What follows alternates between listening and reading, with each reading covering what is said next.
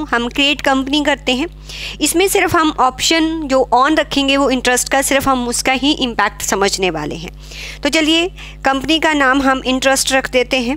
Interest रख दिया मैंने और इसको दिल्ली ही ले लेते हैं। Enter enter. बाकी मैं कंट्रोल ए कर देती हूँ, कोई और ऑप्शन हम यहाँ पर ए जो है ऑन नहीं कर रहे हैं।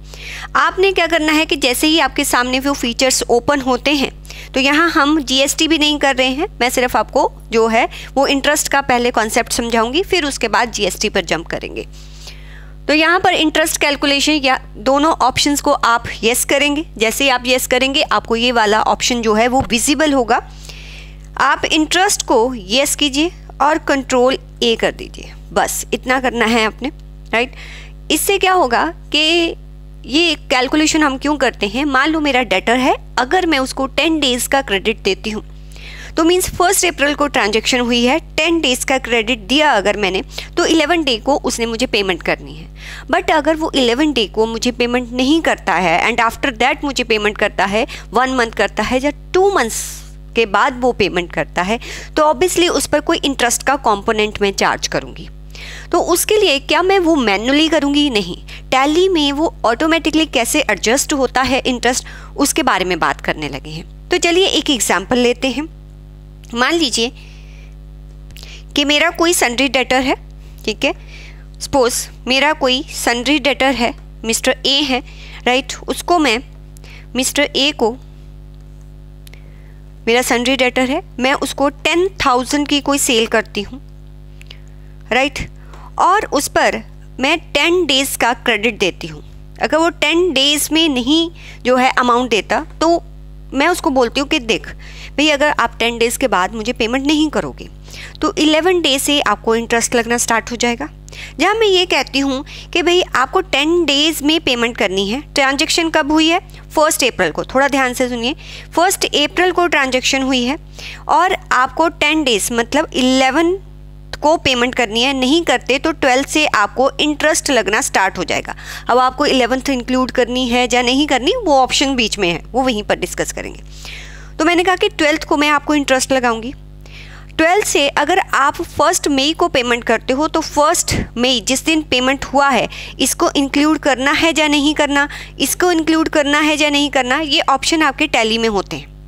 अगर मैं इनको इंक्लूड नहीं करना चाहती तो 12 से लेके 1 मई तक जितने भी डेज़ बनेंगे उसके ऊपर वो 10% मान लो कि सिंप्लिसिटी के लिए हम 10% लेते हैं कि 10% का मैं इंटरेस्ट लगा देती हूँ।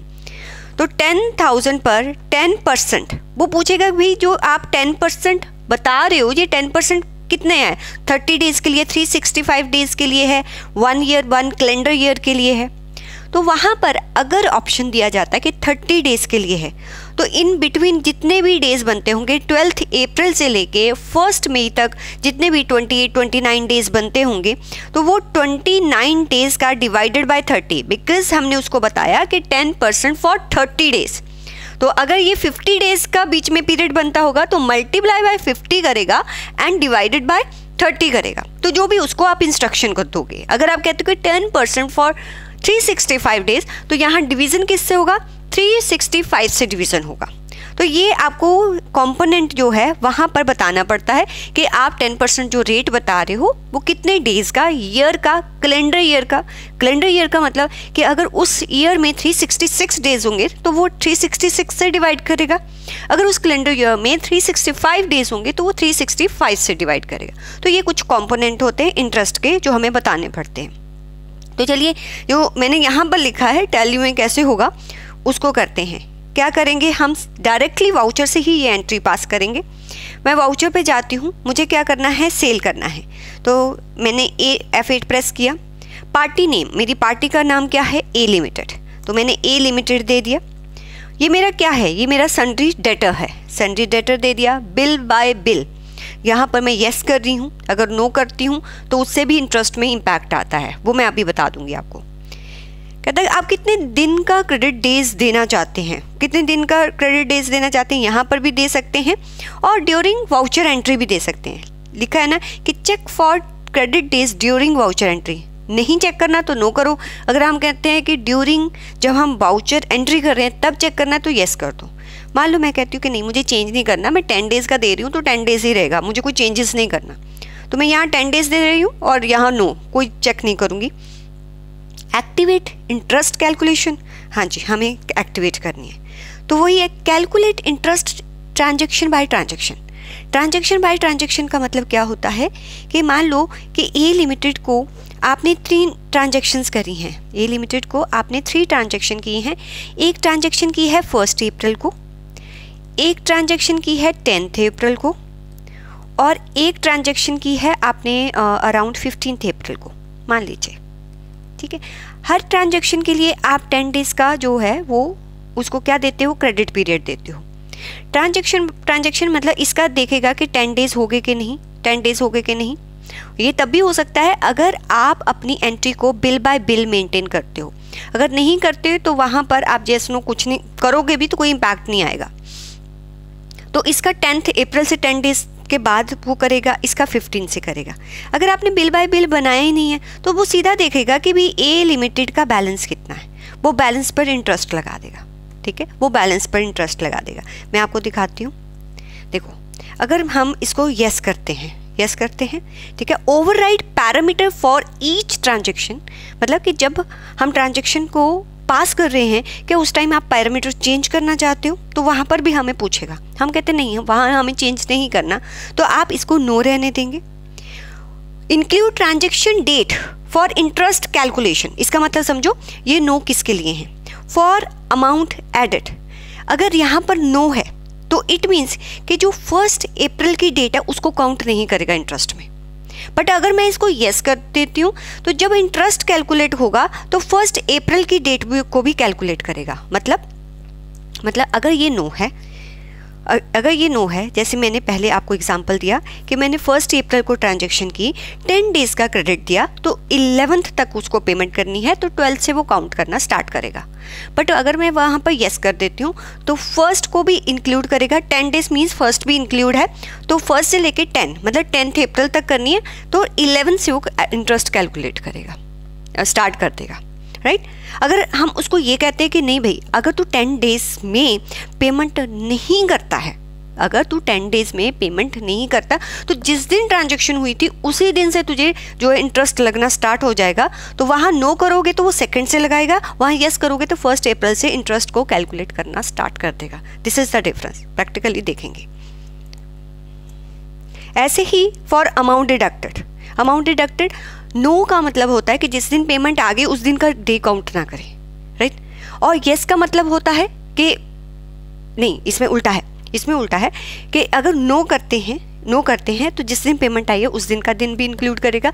अगर यस करेंगे तो जिस दिन पेमेंट आई है उस दिन का भी दिन इंक्लूड नहीं करेगा। इसमें थोड़ा उल्टा होता है, तो मैं आपको प्रैक्टिकली बताती हूँ ये कैसे करते हैं। तो अभी दोनों को नो रखते हैं, ट्रांजेक्शन करते हैं और उसमें इम्पैक्ट देखते हैं। चलिए कितना, 10%। सिंप्लिसिटी के लिए मैं कहती हूँ कि 10% मैं 30 डेज़ का चार्ज कर रही हूँ, तो 30 डेज़ दे दिए। अच्छा, डेटर का तो डेबिट बैलेंस होता है तो डेबिट, अगर क्रेडिटर है तो क्रेडिट बैलेंस। अगर आप उससे माल ले भी रहे हो दे भी रहे हो देन सभी बैलेंसेस पे वो कैलकुलेट आपको इंटरेस्ट करके दिखा रहे। ये होता है कि आप लोन दे रहे हो ले रहे हो, लोन टेकन एंड गिवन, उसमें ऑल बैलेंसेस होते हैं। तो यहाँ डेबिट बैलेंस लूँगी, कहता ऑलवेज, क्या हमेशा जो है वो कैलकुलेट करे। हमने कहा नहीं। अच्छा, ये जो मैं पैरामीटर दे रही हूँ ना नीचे वाले, अभी ये आपको दिखाई नहीं दे रहे होंगे क्योंकि मैंने क्या किया है ना, मैंने F12 करके इसको यस किया हुआ है, यूज़ एडवांस पैरामीटर। अगर इसको नो कर देती हूँ, ठीक है, और इसको कंट्रोल A कर देती हूँ, तो देखो जब आप इंटरेस्ट वाला पार्ट ओपन करेंगे ना तो आपको इतना ही दिखाई देगा। तो पहले इतने को समझ लेते हैं। नीचे वाला पार्ट तब दिखाई देता है जब आप F12 करके एडवांस पैरामीटर को ऑन कर देते हो। अभी एडवांस को हम इग्नोर कर रहे हैं, पहले हम जो है वो सिंपल वाला सीखते हैं कि कैसे इंटरेस्ट कैलकुलेट होता है। तो आपको यही यस किया मैंने, 10% for 30 days for debit balance दे दिया और यहाँ पर आपने एंटर करके बाहर आ गए। That's it. हम कोई GST की कैलकुलेशन नहीं कर रहे, तो यहाँ पर आप कुछ भी दोगे कोई इम्पैक्ट नहीं आएगा। मैंने कंट्रोल A कर दिया, देन जो भी उसका डिलीवरी नोट वगैरह है वो सब कुछ हमने एंटर कर दिया। ये उसकी कंप्लीट डिटेल है, कंट्रोल A करके मैंने एंटर कर दिया। क्योंकि मैं इन पर ज़्यादा नहीं जा रही, already we have discussed this things. अब आपको क्या पूछ रहा है कि सेल्स लेजर। अब आपको सेल्स लेजर यहाँ पर क्रिएट करना पड़ेगा। तो सेल्स को मैं क्रिएट कर रही हूँ। सेल्स मैंने क्रिएट किया, सेल्स को किसके अंडर लेंगे, ऑब्वियसली सेल्स के अंडर लेंगे, राइट। नॉट एप्लीकेबल कर देती हूँ और यहाँ पर भी हम नॉट एप्लीकेबल कर देते हैं, राइट। और कंट्रोल ए कर दिया। नेम ऑफ आइटम, कोई आइटम बना लेते हैं। ऑल्ट सी करके मैंने एक आइटम बना ली, स्टॉक 1 नाम का एक आइटम बना लिया। इसको हमने प्राइमरी के अंडर ले लिया। यहाँ पर हम इसको पीसेस में जो है वो मेज़र कर रहे हैं, तो हमने पीसेस जो है एक यूनिट ऑफ मेजर बना लिया। एंटर करके मैंने इसको एक्सेप्ट कर लिया और यहाँ पर हमने इसकी नॉट एप्लीकेबिलिटी ले लिया जीएसटी की और कंट्रोल ए कर दिया। तो 10 क्वांटिटीज़ वो कहता स्टॉक नहीं है, डजेंट मैटर, क्योंकि हम इसको तो सीख ही नहीं रहे। 10,000 में 1 लाख का हमने जो है वो स्टॉक जो है वो सेल किया है। अब किस दिन को किया, वो डेट को ध्यान में रखना है, 1 अप्रैल को किया है। जैसे ही मैं एंटर करती हूँ वो मुझे पूछता है न्यू रेफरेंस। अब देखो बिल नंबर क्या है, मान लीजिए मेरा बिल नंबर है 1001। अब आप ध्यान से देखो, कहता है कि ड्यू डेट और क्रेडिट डेट। जो ड्यू डेट है 11 अप्रैल, 11 अप्रैल को आपने पैसा 11 अप्रैल तक दे देना है। 1 से 10 डेज ऐड किए 11 अप्रैल, यहाँ पर वो दिखाएगा। मैंने एंटर कर दिया, ओके, और एंटर, राइट। ये ट्रांजैक्शन हो गई। अब मैं क्या करती हूँ, मैं कंट्रोल जी करके यहाँ पर इंटरेस्ट कैलकुलेशन मुझे रिपोर्ट देखनी है, तो मैं लेजर इंटरेस्ट कैलकुलेशन पे जाती हूँ।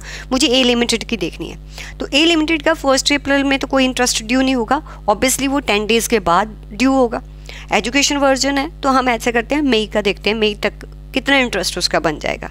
तो आप ऑल्ट F2 कीजिए, ऑल्ट F2 करके आप 1 मई यहाँ पर ले लीजिए और आप ऑल्ट या एंटर ही प्रेस करेंगे तो आपको कंप्लीट उसका जो है इन्फॉर्मेशन दिखाई देगा कि उसने क्या किया कि उसने 2 अप्रैल से जो है इंटरेस्ट को लगाना स्टार्ट कर दिया और 1 मई, ठीक है, 10 डेज़ आपको 10 डेज़ का क्रेडिट दिया तो था, वो हम समझेंगे कि उसने क्यों नहीं दिया, वो समझेंगे।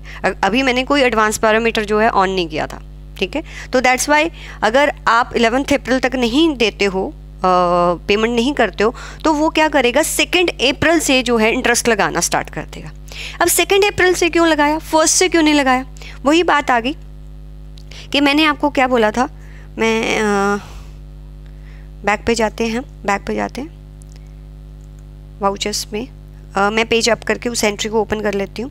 तो देखिए यहाँ पर जो है कंट्रोल एंटर किया मैंने, यहाँ पर है जो है, यहाँ पर जब मैंने येस किया था ना, मैंने इसको नो किया था। मैंने कहा कि जो अमाउंट ऐड हो रही है ना जिस दिन, उस डेट को कंसीडर ना करें।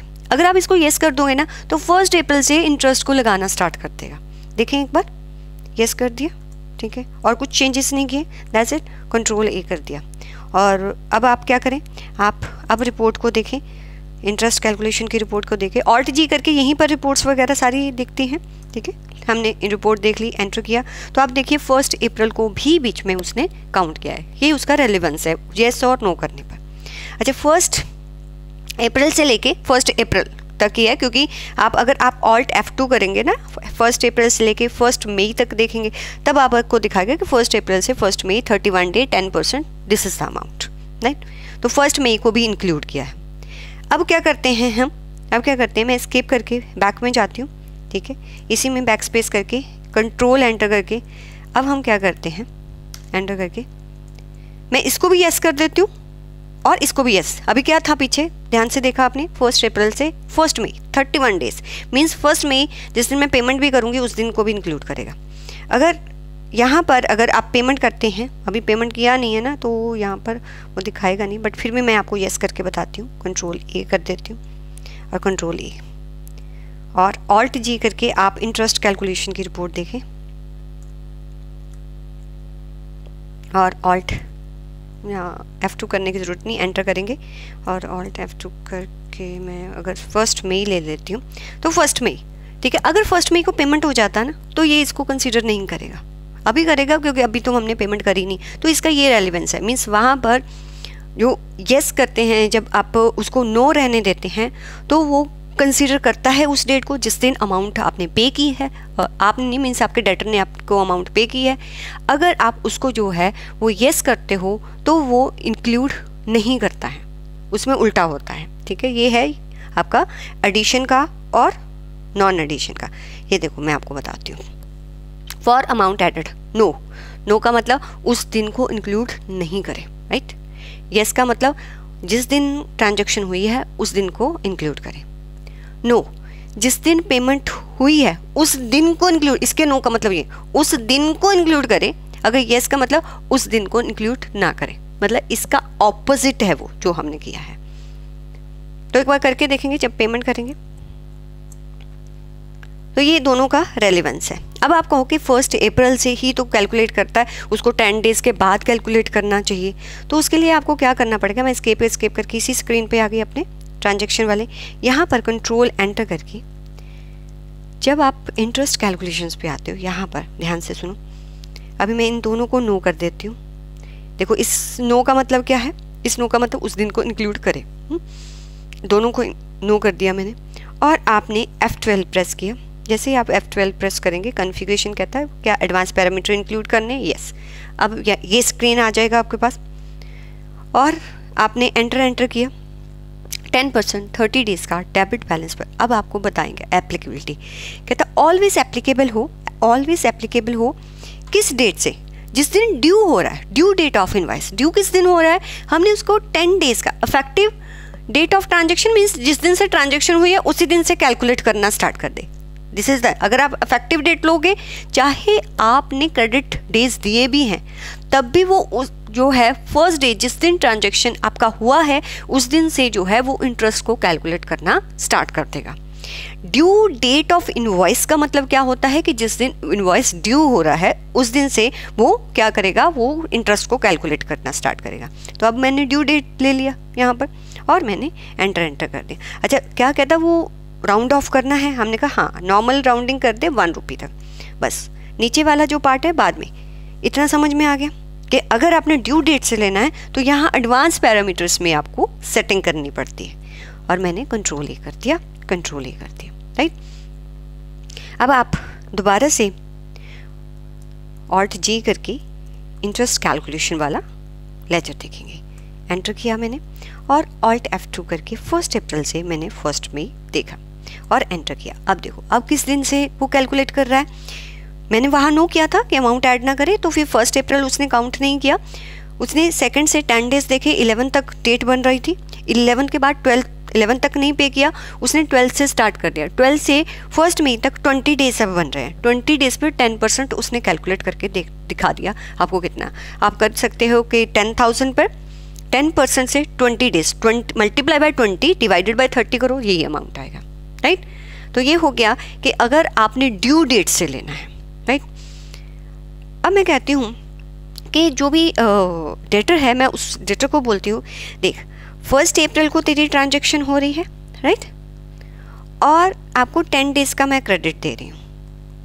तो इट मीन्स कि आपको 12 अप्रैल को जो है पेमेंट करनी है, बट मैं आपको 5 डेज़ का ग्रेस पीरियड भी दूंगी, 5 डेज़ का ग्रेस पीरियड भी दूंगी। आप उसमें भी अगर आप किसी बोल देते हो ना कि चलो 5 डेज़ का आपको ग्रेस पीरियड दे, तो 5 डेज़ का ग्रेस पीरियड भी दूंगी। उसके बाद उसके अंदर आपको पेमेंट करना पड़ेगा। अगर आपको ग्रेस पीरियड भी देना है तो फिर आप कैसे करते हो सकता है आप किसी डेटर को ग्रेस पीरियड देते हो, किसी को नहीं देते हो, ठीक है। तो ये ग्रेस पीरियड की जो आपने एप्लीकेबिलिटी है वो कैसे करनी है, अगेन मैं स्किप करती हूँ। इस यहाँ पर कंट्रोल एंटर करती हूँ, इसी स्क्रीन पे आप इंटरेस्ट वाले स्क्रीन पे आ जाएंगे, ठीक है। अब 10% 30 डेज़ का डेबिट बैलेंस पर करें, ठीक है। ऑलवेज नहीं, पास्ट जब ड्यू डे पास हो जाए, कितने दिन से, 5 डेज से, 5 डेज़ का जब ड्यू डे पास हो जाए, ठीक है, तब ड्यू डेट ऑफ इनवॉइस फिर तब डेट ऑफ एप्लीकेबिलिटी से करें। ड्यू डेट ऑफ इनवॉइस फिर तो वो वही 12 से करेगा। डेट ऑफ जो डेट एप्लीकेबल अब हो रही है ना, उस दिन से हमारा इंटरेस्ट को कैलकुलेट करना स्टार्ट करें। तो आपने इतना कर दिया, बाकी सेम रहेगा, कंट्रोल ए, दैट्स इट, और कुछ नहीं करना आपको। अब आपको Alt G करके इंटरेस्ट कैलकुलेशन वाला लेजर एक बार फिर से देखना है, और Alt F2 करके मैं 1 अप्रैल से 1 मई तक का देखती हूँ और एंटर करती हूँ। अब देखिए कितना है, 17 अप्रैल। तो मैंने आपको तीनों का मीनिंग समझाया कि तीनों का मीनिंग क्या होता है, कि आप जैसे ही एक बार देख लीजिए कि 17 बन रहा है, आपको 10 डेज वो मिले, 15 वो मिला, ठीक है। तो 1 में 15 ऐड किया तो 16 अप्रैल, 16 अप्रैल मीन्स 1 अप्रैल को काउंट नहीं कर रहा है, राइट। 1 अप्रैल को काउंट नहीं कर रहा, तो 16 अप्रैल को मुझे पेमेंट करनी थी। अगर मैंने नहीं की तो 17 अप्रैल से वो मुझे इंटरेस्ट लगाना स्टार्ट कर देगा। तो 17 अप्रैल से लेके 1 मई तक वो मुझे इंटरेस्ट लगाएगा। अब मैं चेंजेस क्या करती हूँ, मैं जो अमाउंट एडेड है ना उसको येस कर देती हूँ। तो यहाँ पर डेज का आप डिफरेंस देखेंगे। अभी आप देख लो, ध्यान से देखो, 17 से 1 मई आ रहा है, राइट। मैं स्किप करके अपने बैक वाले स्क्रीन पे चली जाती हूँ। यहाँ पर कंट्रोल एंटर करके येस करके मैं इसको येस करती हूँ। तो आप देखना कि स्क्रीन पर बाकी रिमेनिंग सब सेम रहने देती हूँ। कंट्रोल ए कर दिया, कंट्रोल ए कर दिया। अब आपने ऑल्ट जी करके इंटरेस्ट कैलकुलेशन स्क्रीन पर जाते हैं। ऑल्ट F2 करके 1 अप्रैल से 1 मई मैं देखती हूँ, एंटर करती हूँ तो 16 है। This is the difference. वो उसमें ऐड होगा, वो डे नहीं होगा, वो आप वहीं से बताएंगे, राइट। तो अभी तक हमने क्या क्या सीखा, फिर एक बार मैं आपको बता देती हूँ। बैक स्पेस करके कंट्रोल एंटर। देखो मैंने क्या कहा कि ट्रांजैक्शन बाय ट्रांजैक्शन करें। देखो अगर आप ना इसको नो कर दोगे तो देखो क्या हुआ कि अमाउंट एडेड, अमाउंट डिडक्टेड, ठीक है, 10%, 30 एप्लीकेबल फ्रॉम कहाँ से कहाँ तक, कुछ नहीं है, डेट, ड्यू डेट, क्योंकि अब उसको ड्यू डेट कैसे पता चलेगी, कोई बिल का डेट ही नहीं है, ठीक है। तो एप्लीकेबल फ्रॉम कब से कब तक, आपको कितना इंटरेस्ट लगाना है आप बता दो, ठीक है। यहाँ पर ड्यू डेट आएगी नहीं, डेट ऑफ एप्लीकेबिलिटी आएगी नहीं, पास ड्यू डेट आएगा नहीं, क्योंकि आपने बिल बाय बिल डिटेल ही नहीं बनाई हुई। अगर आप बिल बाय बिल नहीं बनाएंगे देन आपको कोई भी वो 3 ऑप्शंस नज़र नहीं आएंगे। तो दैट्स वाई अगर आपने बिल बाय बिल बनाया हुआ है तो इसको आप येस करेंगे, देन जो हमने पैरामीटर्स को अंडरस्टैंड किया है वो आपके विजिबल होंगे यहाँ पर। तो 10% डेबिट बैलेंस पर ऑलवेज लगाए। पास ड्यू डेट कब यूज़ होता है, अगर आप ग्रेस पीरियड देंगे। अगर आप ग्रेस पीरियड दे रहे हैं तो ड्यू डेट ऑफ इनवॉइस या इफेक्टिव डेट नहीं चूज़ करेंगे, आप डेट ऑफ एप्लीकेबिलिटी चूज़ करेंगे। तो डेट ऑफ एप्लीकेबिलिटी तब आएगा जब आप कोई भी ग्रेस पीरियड दे रहे हो। ड्यू डेट तब आएगा जब आप चाहते हो कि जो क्रेडिट पीरियड जो है वो जब ओवर हो जाए उसके बाद इंटरेस्ट कैलकुलेट होना स्टार्ट करे। और आपका अफेक्टिव डेट ऑफ ट्रांजैक्शन तब आएगा अगर आप कहते हो कि जो भी क्रेडिट पीरियड है अगर जो है वो ओवर हो जाता है, तब भी अगर वो उन पीरियड में नहीं पेमेंट करता, मीन्स आप कोई क्रेडिट अगर नहीं देना चाहते तो अफेक्टिव डेट ऑफ ट्रांजैक्शन से आप करोगे। मैं आपको बताती हूँ, जैसे अफेक्टिव डेट ऑफ ट्रांजैक्शन यहाँ पर आप ऑलवेज कर लीजिए और अफेक्टिव डेट ऑफ ट्रांजैक्शन अगर मैं लगाती हूँ, देखो मैंने 10 डेज़ का वहाँ क्रेडिट पीरियड लिखा हुआ है, ये मैंने कर दिया, एंटर एंटर और कंट्रोल ए कर दिया, ठीक है, कंट्रोल ए इसको भी कर दिया। अब हम ऑल्ट डी करके इंटरेस्ट कैलकुलेशन वाले स्क्रीन पर जाते हैं, यहाँ पर गए, ठीक है, एंटर किया तो देखो आपको 1 दिन का भी इंटरेस्ट लगा दिया।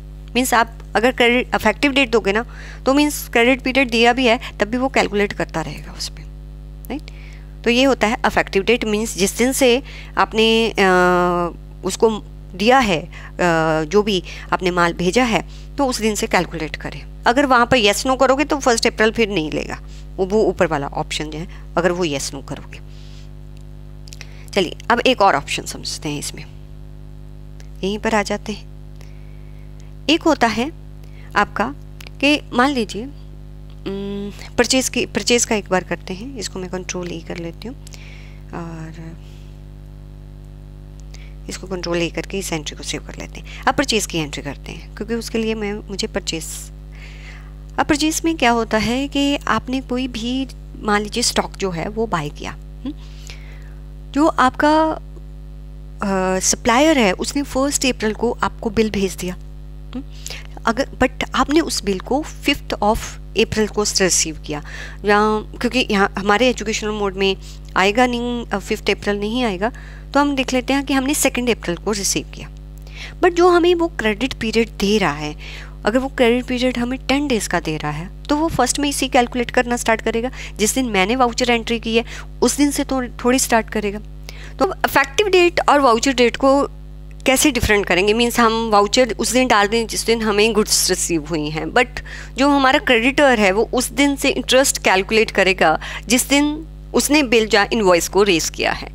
तो इफेक्टिव डेट को कैसे लेना है उसके लिए हम क्या करते हैं, आप बैक पर जाएंगे, आप अपने वाउचर को थोड़ा सा ऑल्टर करेंगे। क्या करेंगे, ऑल्ट्रेशन में जाएंगे, ऑल्ट्रेशन मोड में वाउचर टाइप, आप परचेज वाउचर पर जाइए। परचेज वाउचर को जैसे ही आप ओपन करेंगे तो आपको यहाँ पर कुछ ऑप्शंस दिखेंगी। एक दिखेगी use effective dates for voucher, तो जैसे आप एंटर करके यहाँ पर यस कर देंगे। ये कब यूज़ किया जाता है, जब जो वाउचर जो हमने एंटर किया है टैली में वो डिफरेंट डेट है, बट जिस दिन इनवॉइस रेज हुआ है वो डिफरेंट रेट है। Means effective date of voucher means effectively वो कब रेज हुआ है वो डिफरेंट है। तो उसके लिए हम इसको यूज़ करते हैं, क्योंकि हमारा इंटरेस्ट जो कैलकुलेट होगा वो इफेक्टिव डेट से होगा, वाउचर डेट से नहीं होता। तो कंट्रोल ए करेंगे, एस्केप करके हमने बैक पर गए। अब मैं वाउचर्स पे आई, मैं परचेज कर रही हूँ, मान लीजिए 1002 मेरा वाउचर है। तो यहाँ पर जैसे ही आप देखो कि यहाँ पर आपको वाउचर डेट पूछेगा, मैं F2 करती हूँ। F2 करके जैसे ही F2 किया वो 2 डेट्स मुझे पूछ रहा है कि डेट ऑफ वाउचर क्या है और इफेक्टिव डेट क्या है। मैंने कहा कि जो मेरी डेट ऑफ वाउचर है वो तो सेकंड है, वो तो 2 अप्रैल है, बट जो इनवॉइस रेज हुआ है वो 1 को हुआ है। तो हमने दोनों डेट्स को चेंज कर दिया। अब पार्टी नेम दे दिया, ऑब्वियसली मुझे क्रिएट करना पड़ेगा। मैं बी लिमिटेड एक पार्टी क्रिएट कर लेती हूँ। इसको सन्ड्री क्रेडिटर्स के अंडर लेते हैं हम, और हम इसको बिल बाय बिल मेंटेन करेंगे। और हमारा सप्लायर हमें बोलता है कि आप जो है आपको 10% जो है वो इंटरेस्ट लगेगा 30 डेज़ के अकॉर्डिंग, जो भी आपका क्रेडिट बैलेंस होगा, और ऑलवेज लगेगा। और कब से लगेगा, जब ड्यू डेट जो है वो पास हो जाएगी। और यहाँ पर राउंडिंग ऑफ को हम नॉर्मल राउंडिंग कर लेते हैं और यहाँ पर हम लिमिट 1 कर देते हैं। अब आप कहोगे कि नीचे का रेट क्यों है, ये बाद में सीखते हैं, पहले ये वाला पार्ट हम सीखते हैं। तो कंट्रोल ए करके मैंने इंटरेस्ट के जो जितने भी पैरामीटर्स हैं उनको सेव कर दिया, कंट्रोल ए कर लिया, और यहाँ कंट्रोल ए करके कंट्रोल ए। अब इसलिए हमें परचेज़ का लेजर बनाना पड़ेगा। हम परचेज़ का लेजर बनाते हैं, परचेज़ को परचेज़ के अंडर लेते हैं और यहाँ पर सब कुछ नो नॉट एप्लीकेबल कर दो। तो सिंपल आपको एक परचेज़ का लेजर बनाना है। और स्टॉक हम यहाँ पर बाय कर रहे हैं, मान लीजिए कि 20 स्टॉक हम बाय कर रहे हैं और 8000 के अकॉर्डिंग बाय कर रहे हैं। एंटर करके जब हम आएंगे हमें बिल पूछेगा और हमें पूछेगा कि कब ड्यू हो रहा है। हमने कहा कि 10 डेज़ के बाद, मीन्स 11 अप्रैल, राइट। तो 11 अप्रैल को अब आपको देखो, मैंने वाउचर जो डाला है, मैंने वाउचर डाला है 2 को। अब 2 के अकॉर्डिंग आप वो डेज कैलकुलेट करो, जैसे हमने सेल्स में किया था 2 के अकॉर्डिंग। तो 12 अप्रैल तक मुझे करना चाहिए था पेमेंट, अगर मैं 10 डेज इंक्लूड करूँ तो, ठीक है। बट ये फिर भी 11 ले रहा है, क्योंकि ड्यू डेट जो है विद इफेक्टिव डेट लेगा, कौन सी, 1 अप्रैल। तो इफेक्टिव डेट आप कब यूज़ करते हो, जब आप वाउचर किसी और दिन में डाल रहे हो, लेकिन जो इनवॉइस रेज हुआ है वो डिफरेंट डेट है, बट आपका इंटरेस्ट जो कैलकुलेट होगा वो इफेक्टिव डेट से होगा, नहीं। तो ये हमने एंटर कर दिया, एंटर, ये हमारा हो गया। मैं पेज अप करके इस एंट्री को भी देखती हूँ। अब मैं ऑल्ट जी करके इंटरेस्ट कैलकुलेशन वाले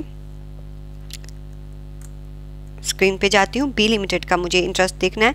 F2 करके 1 अप्रैल से लेके 1 मई तक मैं इंटरेस्ट देखती हूँ। तो देखो ये 12 अप्रैल को ही, 11 अप्रैल को मेरा ड्यू हो रहा था, मेरी वाउचर चाहे 2 की थी, आप 5 को भी करेंगे तब भी जो है वो 12 अप्रैल ही लेगा। 1 मई तक 20 डेज 10% उसने कैलकुलेट कर दिया। बाकी सारे पैरामीटर्स सेम रहेंगे, कोई चेंजेस नहीं आएगा, राइट। अब एक लास्ट जो आपके इंटरेस्ट में जो पैरामीटर होता है मैं उसको डिस्कस करने जा रही हूँ कि आपका डबल रेट कब होता है। यहाँ पर आप यस करेंगे, ये सब कुछ आपको पता चल गया कि 10% वो 30 डेज़ के लिए लगाएगा, मेरे क्रेडिट बैलेंस पे लगाएगा, ऑलवेज लगाएगा, मुझे कोई ग्रेस जो है ग्रेस पीरियड नहीं दे रहा। अगर वो ग्रेस पीरियड देगा, अगर ग्रेस पीरियड देगा 5 डेज़ का, तो फिर ड्यू डेट नहीं करेंगे, फिर हम डेट ऑफ एप्लीकेबिलिटी करेंगे और नॉर्मल राउंडिंग करेंगे, लिमिट रखेंगे 1। बट वो क्या कह रहा है, वो कहता है अगर ग्रेस पीरियड में भी आपने इंटरेस्ट नहीं दिया, मीन्स जब आपके टोटल 15 डेज़ पास हो जाएंगे, 15 डेज़ जहाँ फिर आपने जिस दिन आपको एप्लीकेबल हो रहा है उस दिन के बाद आप मुझे नहीं पेमेंट कर रहे हो, तो 20 डेज़ के बाद जो इफेक्टिव डेट होगी जिस दिन से कैलकुलेट हो रहा है उसके 20 डेज़ के बाद मैं 2% और आपसे एक्स्ट्रा लूँगा। मीन्स 10% तो लूँगा ही लूँगा, 2% और एक्स्ट्रा लूँगा, 2%, ठीक है। 2% क्या है, 30 डेज पर मंथ के अकॉर्डिंग है, हमारे क्रेडिट बैलेंस पे ही लेगा। कब लेगा, ऑलवेज लेगा। कब से लेगा, हमने कहा कि वो ऑलवेज जहाँ पास्ट ड्यू डेज, कितने डेज के बाद, जब 20 डेज पास हो जाए, मीन्स जिस दिन ट्रांजेक्शन हुई है उसके 20 दिन के बाद, या 15 दिन के बाद, या 30 डेज। मैंने कहा कि जिस दिन मीन्स मेरी ट्रांजेक्शन हुए 30 डेज अगर हो गए ना, तो वो एक्स्ट्रा मुझे 2% लगाना स्टार्ट कर देगा। तो यहाँ पर क्या करेंगे, डेट ऑफ एप्लीकेबिलिटी, जिस दिन वो 30 डेज हो जाएंगे, यहाँ पर डेट ऑफ एप्लीकेबिलिटी लेंगे। अगर ड्यू डेट करोगे फिर जो मैंने पैरामीटर्स दिए उसका कोई रेलिवेंस नहीं रह जाएगा।